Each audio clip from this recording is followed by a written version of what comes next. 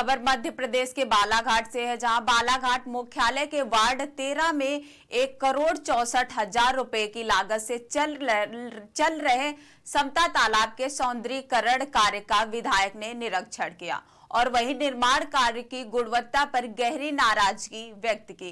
विधायक ने आरोप लगाया कि यह काम उसी ठेकेदार को दिया गया है जिसने मोती तालाब के सामने भी घटिया निर्माण किया था। उस मामले की जांच कलेक्टर के आदेश पर पहले से चल रही है। उन्होंने कहा कि ठेकेदार को भाजपा नेताओं का संरक्षण प्राप्त है, जिसके कारण नगरपालिका घटिया काम को भी नजरअंदाज कर रही है। हमने यहाँ बहुत भारी भ्रष्टाचार पाया, पूरी अनियमितता पाई। बड़े अफसोस की बात है कि केंद्र सरकार की एक महत्वाकांक्षी योजना शहरों के सौंदर्यीकरण की जो चल रही है, उसमें नगरीय निकाय को एजेंसी बनाया गया है। बालाघाट नगर पालिका परिषद के तत्वाधान में यहाँ पे ये कार्य चल रहा है। अमृत 2 के अंतर्गत 1,64,00,000 रुपए की लागत से जो हमारे बालाघाट शहर का वार्ड नंबर 13 है, यहाँ पे 14 यहाँ पे समता तालाब के सौंदर्यीकरण का कार्य हो रहा है। लेकिन जैसा कि हमने यहाँ पाया, जब काम शुरू हुआ था पिछले साल जनवरी में ये काम शुरू हुआ था और उसके मात्र 1 महीने बाद से ही यहाँ की अनियमितता की शिकायतें आने लग गई थी और फिर संबंधित विभागीय अधिकारियों को और ठेकेदारों को हम लोगों ने निर्देशित किया था, मैंने खास तौर पे, कि भाई गुणवत्ता का ध्यान रखा जाए। शासन की जो महत्वाकांक्षी योजना है उसके अनुरूप साफ सुथरा बढ़िया काम किया जाए, क्योंकि हमारे ये जो समता तालाब है बालाघाट शहर की एक अनमोल धरोहर है। लेकिन उसके बाद भी कोई भी इस बात पे अमल नहीं किया गया। आज 1 साल बाद, पूरे 1 वर्ष बाद ये काम भी अभी अधूरा है और 80% काम हुआ है। और उसमें हमने देखा कि जो तालाब के किनारे जो ये बॉल बनी हुई है, ये बहुत ही घटिया स्तर की बनी हुई है।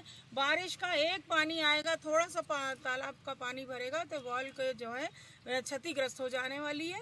और जिस तरीके से, जिस उद्देश्य से तालाब का सौंदर्यीकरण किया जा रहा है, वो उद्देश्य पूरा नहीं हो पाएगा।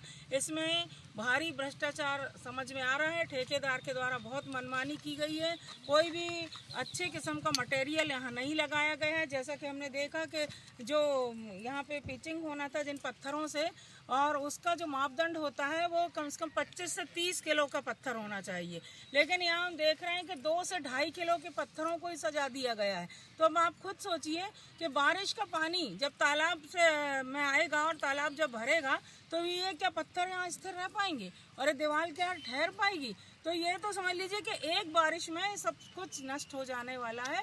तो हम इसका कड़े शब्दों में मैं विरोध करती हूँ, निंदा करती हूँ और इस काम को हमने कल से रुकवाया हुआ है कि जब तक ठेकेदार अपने कार्य प्रणाली में सुधार नहीं लाएंगे और ये दीवार को तोड़ के नई दीवार नहीं बनाएंगे, तब तक ये काम हम होने नहीं देंगे।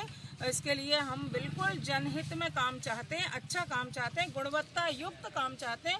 भ्रष्टाचार और गलत काम को किसी भी कीमत पर नहीं होने दिया जाएगा। नगर पालिका देखिए, आपने बहुत अच्छा सवाल किया है।